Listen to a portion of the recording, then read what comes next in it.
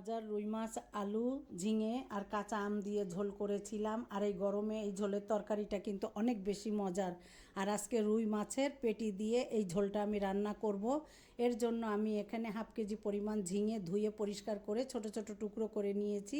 আর এর সাথে দুটো আলু এই একইভাবে ছোট করে টুকরো করেছি। আর এখানে আমি রুই মাছের 4টা পেটির মাছ নিয়েছি, খুব ভালো করে লবণ দিয়ে কষলে কষলে ধুয়ে পরিষ্কার করে নিয়েছি। আর মাছটা কিন্তু খুব ভালো করে লবণ দিয়ে এভাবে ধুয়ে একটু লবণ মাখিয়ে রেখে দিলে, যেহেতু বড় পেটির মাছ, লবণটা খুব ভালো করে মাছের মধ্যে প্রবেশ করে। আপনারা চাইলে লবণ হলুদ দিয়ে ভেজে নিতে পারেন, যারা ভাজা মাছ খেতে পছন্দ করেন। আর এখানে আমি একটা কাঁচা আম এভাবে ছিলে ফালি করে নিয়েছি, এটা আমি ঝিঙের তরকারিতে ব্যবহার করব। এবার চুলায় একটা পাত্র দিয়ে 4 টেবিল চামচ পরিমাণ সয়াবিন তেল দিয়ে দিলাম। আর কাঁচা ঝাল, রসুন, পেঁয়াজ একসঙ্গে বাটা, স্বাদ মতো লবণ, লাল মরিচের গুঁড়া, হলুদের গুঁড়া আর সামান্য ধনিয়ার গুঁড়া দিয়ে খুব ভালো করে মশলাটাকে কষিয়ে নিচ্ছি। একটু শুকনাভাবে কষিয়ে নিয়ে এরপর অল্প অল্প পানি দিয়ে এখানে আমি একটু জিরা বাটা দিয়ে দিলাম, ডিপ ফ্রিজে ছিল, দিয়ে এবার আমি অল্প অল্প পানি দিয়ে খুব ভালো করে মশলাটাকে কষিয়ে নিচ্ছি। খুব ভালো করে মশলাটাকে কষানোর পরে এখানে আমি দিয়ে দিলাম আরও কিছুটা পানিটা দিয়ে যখন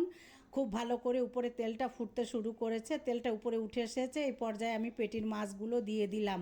আর মাছগুলো দিয়ে পিটোপিট করে একটু উল্টে পাল্টে দিয়ে এবার আমি ঢাকনা দিয়ে রেখে দিয়েছি 5 মিনিটের মতো। 5 মিনিট পরে আমি ঢাকনা তুলে মাছগুলোকে আমি তুলে নিয়ে আমি আগে থেকে যে ঝিঙে আলুটা কেটে রেখেছিলাম এটা দিয়ে দিব। এবার আমি 5 মিনিট পরে ঢাকনাটা তুলে মাছটা আমি একে একে তুলে নিচ্ছি। আর যেহেতু পেটির মাছ দিয়ে রান্না করছি, তাই এভাবে তাজা মাছ কষিয়ে রান্না করলাম। আর যারা ভাজা খেতে পছন্দ করেন তারা ভেজে নিতে পারেন। এই মাছটা যেভাবেই রান্না হোক না কেন অনেক বেশি মজার। মাছগুলো তুলে নিয়ে এবার আমি ঝিঙে আলুটা দিয়ে একটু কষিয়ে নিলাম।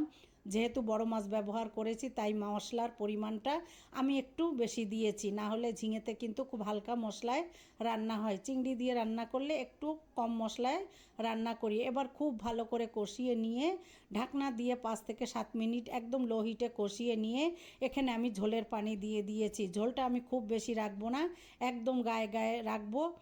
এবার আমি খুব ভালো করে কষিয়ে নিয়ে এবার আমি দিয়ে দিলাম পানি। আর রান্নার ক্ষেত্রে আমি সবসময় গরম পানিটা ব্যবহার করি। এবার নাড়াচাড়া করে সমস্ত মশলার সাথে সবজিটা মিশিয়ে নিয়ে ঢাকনা দিয়ে আমি জাল করে নিয়েছি 5 থেকে 7 মিনিট মিডিয়াম হিটে 5 থেকে 7 মিনিট জাল করে নেওয়ার পরে এবার ঢাকনা তুলে খুব ভালো করে নাড়াচাড়া করে আমি সমস্ত উপকরণ মিশিয়ে দিয়ে এখানে আগে থেকে যে মাছটা উঠিয়ে রেখেছিলাম দিয়ে দিলাম। দিয়ে মশলার সাথে উল্টে পাল্টে সবজি সব একসাথে মিশিয়ে নিয়ে এখানে আমি আগে থেকে যে কাঁচা আমটা রেখেছিলাম এটা দিয়ে দিলাম। আর এটা টোটালি অপশনাল, আপনারা চাইলে বাদ দিতে পারেন, যেহেতু টকটা আমার অনেক বেশি পছন্দ আর এই মাছের সাথে মাখিয়ে খেতে বেশ ভালোই লাগবে। আর দিয়ে দিলাম ভাজা জিরার গুঁড়া, আর দিয়ে দিলাম আমি এখানে 4টা কাঁচা ঝাল দিয়ে ঢাকনা দিয়ে একদম লো হিটে 5 মিনিট রান্না করে চুলায় বসিয়ে রেখেছিলাম। 5 মিনিট পরে আমি আপনাদের একটু দেখিয়ে দিচ্ছি আমার তরকারিটার ফাইনাল লুক।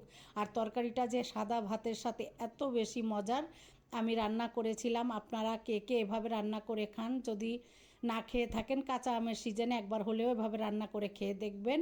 আর পুরো ভিডিওটা দেখবেন, লাইক কমেন্ট শেয়ার করবেন। সবাই অনেক বেশি ভালো থাকবেন। আসসালামু আলাইকুম।